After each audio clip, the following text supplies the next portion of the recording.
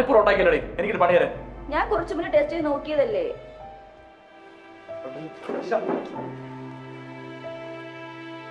നിനക്ക് എന്തെങ്കിലും തരത്തിൽ ശ്രദ്ധയുണ്ടോ? നശിപ്പിക്കാനില്ലാതെ. അമ്മ അറിയാതെ പറ്റിയതാ. വൈകിട്ട് വരുമ്പോ ഞാൻ ഒന്ന് മേടിച്ചോണ്ട് വന്നാ പോരെ. നീ ജോലിയുള്ളതിന്റെ അഹങ്കാരം എന്റെ അടുത്ത് കാണിക്കല്ലേ. വീട്ടുകാര്യങ്ങൾ നോക്കിയിട്ടല്ലേ ഞാൻ ജോലിക്ക് പോകുന്നേ. വീട്ടുകാരെ നോക്കിയാൽ മാത്രം പോരാ, വീട്ടിലിരിക്കണം. നിന്റെ പെങ്ങളെ കല്യാണ കാര്യം എന്തായി? അതമ്മായി അവൾക്ക് ഈ കല്യാണത്തോടും താല്പര്യമില്ല. കുടുംബം എങ്ങനെയെങ്കിലും നോക്കോളും നെട്ടോടത്തില്ല. ആദ്യം അവൾ ആ തുണിക്കടയിലെ ജോലി അങ്ങ് മതിയാക്കാൻ പറ, എന്നിട്ട് വീട്ടിലുള്ള തയ്യലും തുടങ്ങാൻ പറ. അല്ലാതെ ഈ കല്യാണം കഴിക്കാൻ പ്രായമായ പെണ്ണിനെ പിടിച്ച് വല്ല കടയിലും ജോലിക്ക് ഇരുത്തിയ ആളുകളെ കൊണ്ട് എന്തിനാണ് പറയിപ്പിക്കുന്നത്? ഇത്ര നേരം എവിടെയായിരുന്നു? കുടുംബത്തിൽ പറഞ്ഞ പെണ്ണുങ്ങൾക്ക് പറ്റിയതൊന്നും അല്ല ഇത് കേട്ടോ. അമ്മ എനിക്ക് ഓഫീസിലെ ജോലിയെല്ലാം കഴിഞ്ഞാലേ ഇറങ്ങാൻ പറ്റൂ. നീ ജോലിക്ക് പോയിട്ട് വേണമല്ലോ ഇവിടെ കഴിയാൻ. ജോലിയുടെ പേരും പറഞ്ഞ് അഴിഞ്ഞാടി നടക്കുന്നു.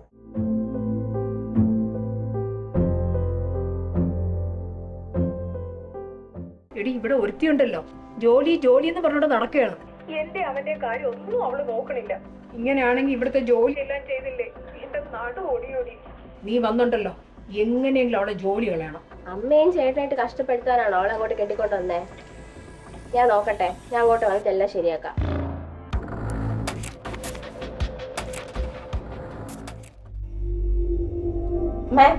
എന്താ ആലോചിക്കണ?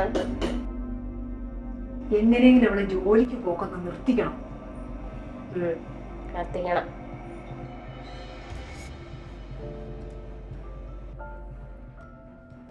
നീ എന്താ പതിവല്ലാതെ ഇങ്ങോട്ട്? എന്തെങ്കിലും വിശേഷം ഉണ്ടോ? പ്രത്യേകിച്ചൊന്നുമില്ല ഏട്ടാ. പിന്നെ വിളിക്കാറുണ്ടോ?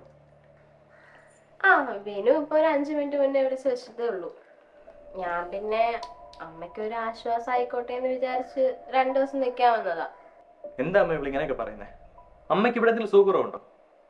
അതെ, നിങ്ങൾ രണ്ടുപേരുടെ പോയി കഴിഞ്ഞാൽ അമ്മ ഇവിടെ തനിച്ചാ. പ്രായമായി വരും അമ്മയ്ക്ക്. എന്താ അമ്മേ? കാലില് ഒരു നരമ്പ് പിടിച്ചതാ.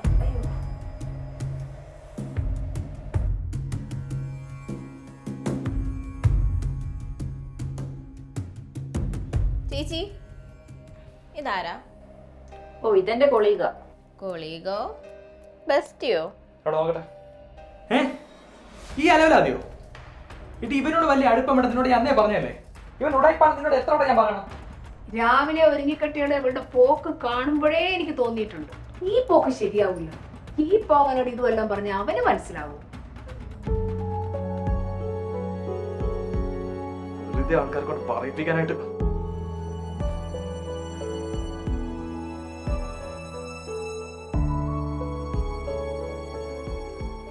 ഹരി, അവര് പറയുന്ന മാത്രം കേൾക്കാതെ ഞാനും കൂടെ പറയുന്ന ഒന്ന് കേക്ക്. നീ രമ്യ, നിനക്ക് എന്താ പറയാനുള്ളത്?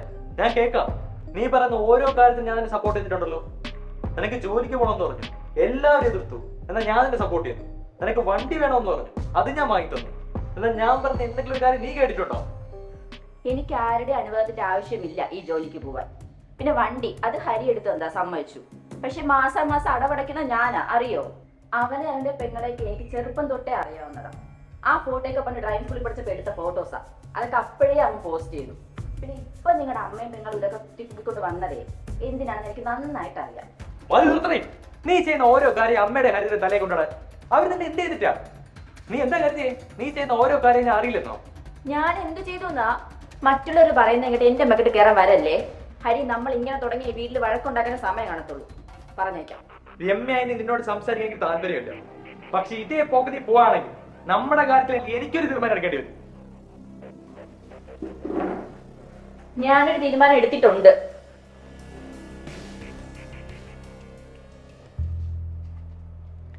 ഈ പെണ്ണ് ഇപ്പൊ പഠിച്ചിറങ്ങിയതല്ലേ ഉള്ളൂ, അതിനിടയ്ക്ക് കല്യാണമായ അവളെ. ആ, പിള്ളേരൊക്കെ ഇപ്പൊ നേരത്തെ കെട്ടാൻ മുട്ടി നിൽക്കണം അമ്മേ. എന്തായാലും നിന്നെ നേരത്തെ കെട്ടിച്ചയച്ചത് നന്നായി. അമ്മേ,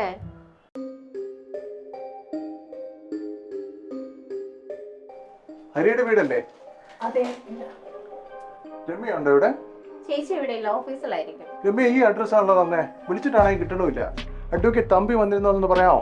എന്താ സാർ, എന്തെങ്കിലും പ്രശ്നമുണ്ടോ? അത് ഞാൻ രമ്യയോട് പറഞ്ഞോളാം. എടി, നീ ഹരി ഒന്ന് വിളിക്ക്. അതിന് ചേട്ടൻ ഇപ്പൊ ഓഫീസിലല്ലേ അമ്മേ? എടി, നീ പോയി വിളിക്കുന്നു. ഓ,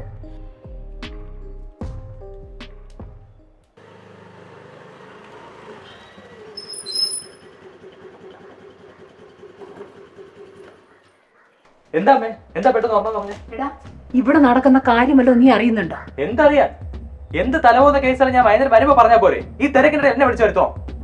അതെ, തിരക്ക് കഴിഞ്ഞ് വരുമ്പോഴേ ഉള്ള കുടുംബജീവിതം പോയി കിട്ടും. നിങ്ങൾ രണ്ടുപേരും കൂടെ എന്തൊക്കെയായി പറയുന്നത്? എനിക്കൊന്നും മനസ്സിലാവുന്നില്ല. എടാ ഇന്ന് ഇവിടെ ഒരു അഡ്വക്കേറ്റ് വന്നിരുന്നു. ചോദിച്ചിട്ടാണെങ്കിൽ ഒരു അയാൾ പറയുന്നുമില്ല. രമ്യ വരട്ടെ, രമ്യ വരുമ്പോ പറഞ്ഞോണം, അങ്ങനെയൊക്കെ പറഞ്ഞത്. എനിക്കെന്തായാലും കാര്യമൊക്കെ മനസ്സിലായി. എടാ ചേട്ടൻ പൊട്ട, കാര്യം മനസ്സിലായില്ലേ? ഇത് അത് തന്നെയാ, ഡിവോഴ്സ്. ഡിവോഴ്സോ? രമ്യ അങ്ങനെയൊക്കെ ചെയ്യുമെന്ന് എനിക്ക് തോന്നുന്നില്ല.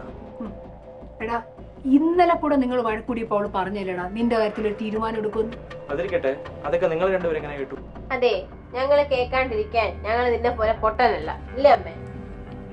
എടാ അവള് ജോലിക്ക് പോവാൻ തുടങ്ങിയപ്പോ തന്നെ എനിക്ക് മനസ്സിലായി അവളെ ഇളക്കാം. അവൾക്ക് എന്തോ ചുറ്റിക്കളിയുണ്ട്, പറയാതിരിക്കാൻ പറ്റും. അങ്ങനെയൊന്നും സംഭവിക്കില്ല. ഇനി നിങ്ങൾ രണ്ടുപേരും കൂടെ ഒന്നും പറഞ്ഞുണ്ടാക്കി ഇരുന്നാ മതി. അങ്ങനെ പറഞ്ഞോണ്ടിരുന്നോ? ഭാര്യയ്ക്ക് കൊടുക്കേണ്ട സ്വാതന്ത്ര്യമേ കൊടുക്കാവുള്ളൂ കേട്ടോ, ഇല്ലെങ്കിൽ ഇങ്ങനെയൊക്കെ ഇരിക്കും. അവള് വരട്ടെ, ഞാൻ ചോദിക്കാം.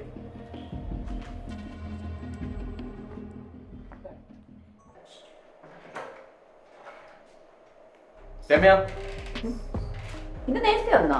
ഒരു അഡ്വക്കേറ്റ് തമ്പി ഇന്ന് നിന്നെ തിരക്ക് ഇവിടെ വന്നല്ലോ. ഓ സാറ് വന്നായിരുന്നോ? വിളിച്ചിട്ട് കിട്ടാഞ്ഞിട്ടാവും. അഞ്ജലിയും പറഞ്ഞു വിളിച്ചിട്ട് കിട്ടുന്നിട്ടാണ്. ഹരി ഒന്ന് നോക്കിയാ എന്താ പ്രോബ്ലം എന്ന്. ഇങ്ങോട്ടെടുക്കും. എന്താണ് ഇതിന്റെ ഉദ്ദേശം? അതിനുവേണ്ടി മാത്രം എന്ത് വലിയ പ്രശ്നം അവിടെ ഉണ്ടായ? ഒരു പ്രശ്നമില്ലല്ലോ. പിന്നെ എന്തിനാ ഡിവോഴ്സ്? ഡിവോഴ്സോ? ഹരി എന്തൊക്കെയായി പറയുന്നത്? ഡിവോഴ്സിന്റെ ഫോർമാലിറ്റിന് വേണ്ടിയില്ല തമ്പി സാർ ഇങ്ങോട്ട് വന്നത്. തമ്പി സാറിന്റെ ലീഗൽ അഡ്വൈസറാ. എന്നെ വിളിച്ചിട്ട് കിട്ടാത്തോണ്ടാ ഞാൻ മുന്നേ കൊടുത്ത അഡ്രസ്സിൽ അന്വേഷിച്ച് വന്നത്. അല്ല, ഹരി രാവിലെ ഓഫീസിൽ പോയല്ലേ, പിന്നെ ഇങ്ങനെ തമ്പി സാറിനെ കണ്ടേ? ഓ, ഇവിടെ 2 കുടുംബശ്രീക്കാരുണ്ടല്ലോ, അവര് വിളിച്ച് പറഞ്ഞു കാണും. അതേടി നിന്നെ പോലുള്ളവരെ ജോലിക്കെന്നും പറഞ്ഞുകൊണ്ട് നാട് തട്ടി എങ്ങനെ നടക്കും. പിന്നെ ഓരോരുത്തർ അന്വേഷിച്ച് ഇവിടെ വരും. അതൊക്കെ പറഞ്ഞ കുറ്റം.